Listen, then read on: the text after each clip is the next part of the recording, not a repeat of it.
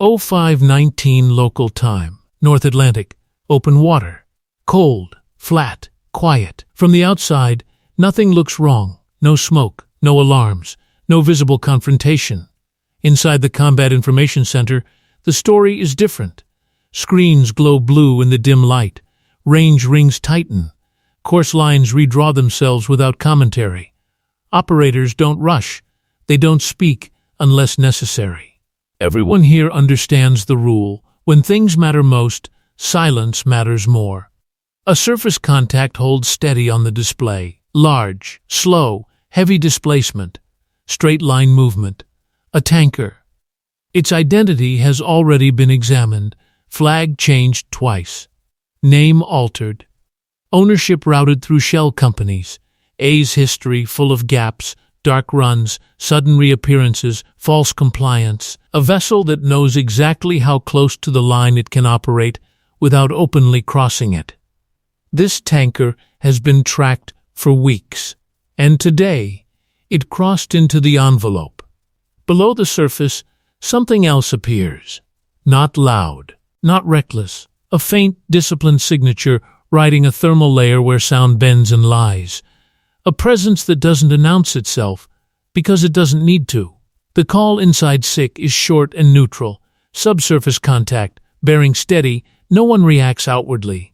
But posture changes, chairs shift, headsets settle, fingers hover closer to controls. The environment tightens without anyone saying so. This isn't surprise. This is confirmation. The tanker continues forward, bow locked on course. It isn't accelerating. It isn't turning away. It behaves like a ship that believes protection exists, even if that protection cannot be seen. That belief comes from below the surface. Steel doors cycle open and shut deeper in the ship. Watchstanders move with practiced efficiency. No one runs. No one hesitates. Every motion is muscle memory built over years of drills that were never meant to be dramatic. Condition posture shifts quietly. No alarms. No theatrics. Just readiness. The ship holds course. That matters. On the bridge, the officer of the deck doesn't stare at the horizon. He watches the repeater. The numbers tell the story faster than eyes ever could. Range, bearing, time to intercept. Closest point of approach recalculated again. The tanker's track remains steady. It isn't running, it can't. It's too slow, too heavy, too exposed. Its only protection is the belief that protection exists. That belief comes from somewhere below the surface. The first submerged contact is faint, not loud, not careless. A narrow signature riding a layer where sound bends wrong, where the ocean hides what it wants to hide. It doesn't sprint. It doesn't need to. It's already in position. In SIC, an operator refines filters. The sea coughs up details slowly. A blade rate here. A machinery harmonic there. A signature that doesn't belong to whales or cargo ships. Likely submarine. Likely becomes probable. Probable is enough. Another track appears. Not from sonar, from inference. A solution. A pattern. A shape that only forms when someone is deliberately trying not to be seen. A second operator overlays it. The geometry tightens. Someone is shadowing the interdiction. Under the surface, the Russian Navy is not announcing itself. It doesn't have to. It's doing what it always does when it wants to be felt, but not proved. It moves in silence. Outside, the sanctioned tanker keeps its bow pointed forward. It is a vessel with paperwork problems and legal weight.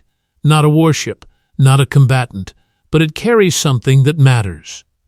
Venezuelan oil. Sanctioned oil. Money that funds networks the U.S. is publicly trying to choke off. That's the point. The radio traffic is minimal, controlled. Boring on purpose. No rhetoric, no speeches. Just law and procedure. Repeated in the same tone every time so it can't be twisted later. A message is prepared for transmission. The words are sterile. That's intentional. Sterile words survive scrutiny. The boarding team is already staged. Not dramatic, not cinematic, just a quiet line of personnel in gear that doesn't shine. They check straps, they check seals, they confirm comms. No one is excited. Excitement makes mistakes. 0519 becomes 0520.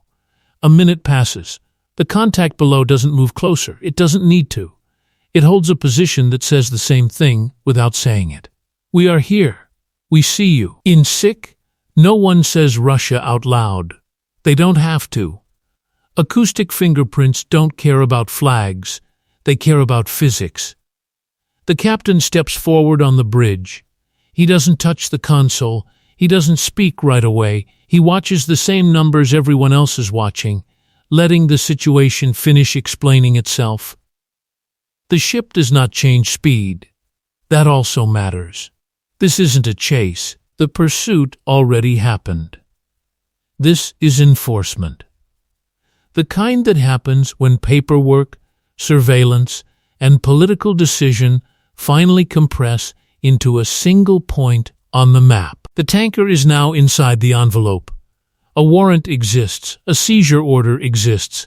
A chain of custody is already being written in someone's mind. What's missing is compliance, and beneath the surface, someone is trying to make compliance feel expensive. 0527 hours. The surface picture clarifies. The tanker, unarmed, rust-streaked, slow turn rate, limited options. Nearby, an American cutter's track is clean. A warship's track is clean. A supporting aircraft's pattern is methodical. Every platform is where it should be. Every platform is quiet enough to not feed the submarine an easy targeting solution. Passive first. Always. The submarine contact shifts depth by a few meters. Not a rush. A test. A move to sample the water column. To find the layer where sonar gets messy. To hide behind the sea's own structure. Inside CIC, that depth change is logged. Time-stamped. Tagged. Noted. Because it's not random. It's a signal. The tanker's A's history is already a story by itself. Long gaps, dark periods, false flags, re-registrations, a moving fraud. That's what Shadow Fleet means. Ships that operate on the edge of legality and dare anyone to enforce it. Enforcement has arrived. On a secure circuit, a short message passes. Boarding authority confirmed. The captain's response is just as short. Proceed. No flourish, no speech. Just a decision that triggers a chain of actions. Below deck, the boarding team moves. Steel doors open and shut. Not slammed. Controlled. Hands move with purpose. Weapons are present, but not emphasized. The point is not to start a firefight on a tanker deck. The point is to take custody without giving anyone an excuse to call it something else. Outside, the sea remains calm. That's what makes it dangerous. There's no storm to blame, no swell to excuse misjudgment. Any collision, any injury, any escalation becomes a choice, not an accident. That matters. 0534 hours. The helicopter is airborne. No loud announcement. The sound is enough. Rotors beat the air in a steady rhythm that says the same thing to everyone watching. This operation is real, and it is happening now. From above, the tanker is a slow rectangle cutting through cold water. From above, you can see its deck layout, its crew positions. The places where people gather when they don't know what happens next. From below, the submarine hears the helicopter only faintly, distorted by water and distance. But it doesn't need to hear everything, it only needs to know the timing. If the tanker is seized, the oil flow is interrupted. If the flow is interrupted, Venezuela's lifeline tightens. If the lifeline tightens, Russia's influence suffers. That's the larger chessboard. But a submarine doesn't win chess by firing. It wins by shaping the fear of firing. In the Combat Information Center, the sonar operator keeps the contact's bearing line steady. The submarine is still there, still quiet, still disciplined, still present. The watch supervisor leans closer to the display. This contact is not behaving like a confused patrol boat. It's behaving like a professional platform executing a mission profile, deterrence by ambiguity. The hardest kind to counter, because you can't punch smoke without proving it was there. 05:39 hours. The first warning call goes out to the tanker. Professional, neutral, recorded. Identify yourself. Comply with instructions. Prepare to be boarded. No response. The tanker's crew doesn't have to speak to resist. Resistance can be passive. It can be slow compliance. It can be confusion. It can be stalling. It can be just enough delay to let the submarine's presence do its work. The captain watches. He doesn't react. He doesn't accelerate. He doesn't posture. Maintain course. Maintain control. Log everything. That order moves through the ship like a quiet current. The helicopter circles. The boarding craft closes. The cutter holds position to manage angles and safety zones. And then the submarine does something new.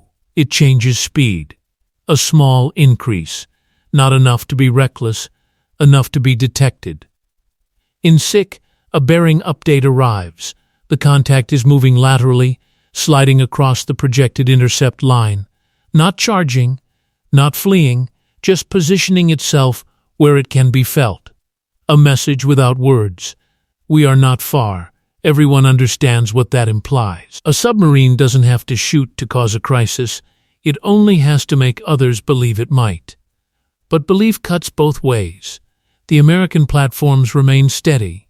They don't ping. They don't throw flares into the water with active sonar. They don't announce the contact over open channels. They refuse to give the submarine proof that it has achieved influence. That silence is the counter. 05:47 hours. The boarding begins. A fast rope drops. Boots hit steel. Hands grab rails. Shouts are minimal. Commands are simple. Everyone is focused on control points, bridge access, engine room access, communications. On the tanker's deck, crew members freeze and comply, or they don't. Either way, the result is the same. The boarding team has legal authority backed by a warrant, and that authority is being executed. Back in SIC, the sonar operator marks a change. The submarine contact pauses, then adjusts depth again, then pauses again. It's listening. It's trying to decide what kind of response exists on the other side of this seizure. Because this isn't just about the tanker, it's about precedent. If the U.S. can seize a Shadow Fleet vessel in the North Atlantic under a federal court warrant after tracking it, then the world changes a little. Sanctions become real, not theoretical. The Shadow Fleet becomes hunted, not tolerated. Russia understands that. Venezuela understands that. That's why the submarine is here.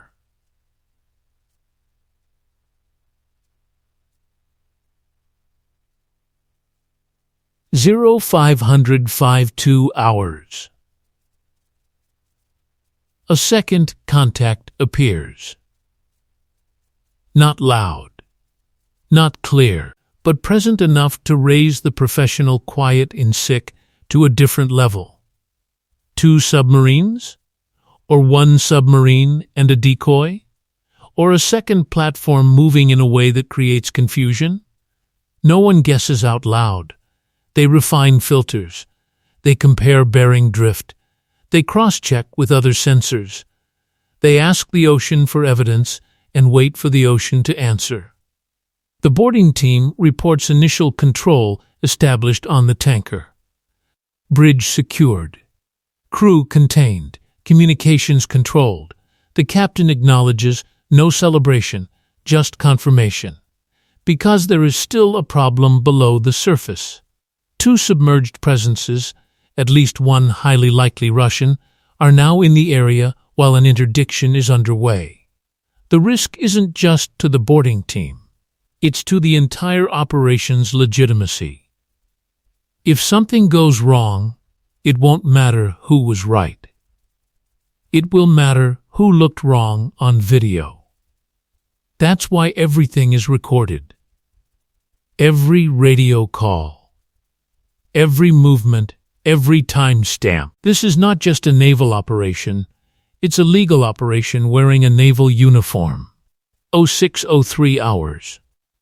The hook arrives in another form. Not a missile, not a torpedo, a question. Back home, at a podium under bright lights, someone asks what everyone at sea is already thinking. Russia asked the United States not to seize that tanker. Does this risk a larger conflict? The answer, delivered in that same flat, professional tone, is predictable. The seizure was pursuant to a warrant. Violations of sanctions, enforcement policy, judicial order, crew subject to prosecution, if necessary, brought to the United States. No tolerance for a shadow fleet transporting sanctioned oil. That's the public layer. Out here in the North Atlantic, the operational layer continues. The submarine contacts shift again. One seems to drift farther out. The other holds deeper. It's hard to tell if that's caution or setup. The ocean doesn't provide certainty quickly, but it provides it eventually. 0611 hours. The American side changes nothing visible. No dramatic maneuver, no weapons posture, no loud sonar pings, no public announcement. Instead, the unseen layer activates. A maritime patrol aircraft farther out adjusts its search pattern. Not aggressive, systematic. It feeds environmental data into the network. Temperature gradients, salinity profiles, layer depths. The same physics the submarines are trying to exploit. The ocean becomes a chart again, not a hiding place. In SIC, the tracking solution sharpens. The first submarine signature becomes clearer as it tries to keep position while the seizure proceeds. It has to move just enough to stay relevant, and that movement costs it stealth. It gives away a habit, a rhythm, a pattern, a small mechanical characteristic no training ever fully erases. That matters. The second contact begins to look less like a second submarine and more like interference. A false solution created by water layers and motion. Not impossible, but less likely. The picture stabilizes. One real submarine. One shadow artifact. The problem simplifies. 0620 hours. The tanker is now under U.S. control. It doesn't mean it's safe, it means it's decided. The boarding team begins the slow transition from seizure to escort, mechanical checks, crew management, legal documentation, evidence handling. Every action is done as if a courtroom is watching. Because eventually it will. The submarine remains. But now it's alone in its ambiguity. The operation didn't stop, the tanker didn't slip away, the U.S. didn't blink, and that forces a decision on the other side. Does the submarine escalate? It can't. Not without crossing a line that turns a sanctions enforcement action into a military crisis. Does it remain and risk being tracked, studied, and quietly outmaneuvered? Or does it withdraw and accept that its presence changed nothing? This is the real moment. Not the boarding. Not the press statement. The decision in silence. 0627 hours. The submarine shifts course. A few degrees. Measurable, deliberate, it widens its distance. Not a sprint, not a panic. A professional withdrawal executed to preserve deniability. In SIC, the watch supervisor doesn't smile. He just nods once. That's enough. Because out here, victory doesn't look like celebration. It looks like the other side deciding not to push further. The submarine continues to open distance, staying deep, using layers, using physics, trying to fade without being pinned down. But the tracking solution is already improved. The data is already collected. The signature is already recorded. It came to protect a tanker. It arrived in time to watch it get taken anyway. That is the mistake. 0638 hours. The sea returns to looking ordinary. A seized tanker under escort. A carrier of sanctioned oil now moving under a different kind of control. A submarine fading into the deep. Inside the Combat Information Center, the screens don't change color. The range rings don't stop. The work doesn't pause. Tracks are reclassified. Active encounter becomes monitored departure. Logs remain open. Timers continue to run. Because the end of an encounter is never the end of its consequences, the captain receives the final update without ceremony. Submerged contact widening. No further aggressive maneuvering. Seized vessel secure. He acknowledges with a nod. Nothing more. Because from this side, this was never about fighting Russia. It was about enforcing a policy. A sanctions policy. A legal decision with naval capability behind it. And the operation proved a point in the only language that matters at sea. Outcomes. The tanker was seized pursuant to a warrant after being tracked in the North Atlantic. The crew is now subject to prosecution under applicable federal law. The enforcement policy stands. The Shadow Fleet is not untouchable. Russia can ask. Russia can posture. Russia can send a submarine, but it cannot stop the seizure without crossing into open conflict, and it didn't. That is what happened. 0652 hours. The escort continues. The tanker's course is adjusted under supervision. The U.S. ships maintain safe separation. Communications are controlled. Everything is documented. No one is loud. No one is dramatic. No one needs to be. Because the message has already been delivered. Not with torpedoes. Not with missiles. Not with speeches. With paperwork, tracking, and aborting executed under law while a submarine watched from the deep and chose to leave. Out here, restraint is not weakness, it's control. And control on the ocean is the difference between an incident and a precedent. The North Atlantic stretches ahead, cold and indifferent. The ships move forward. The seized vessel follows under escort. Somewhere behind them, the submarine disappears into wider water. No shots fired. No sonar pings broadcast for the world. No public drama. Just a quiet confirmation that sometimes the most decisive naval action is the one that looks like nothing happened at all until you realize what changed.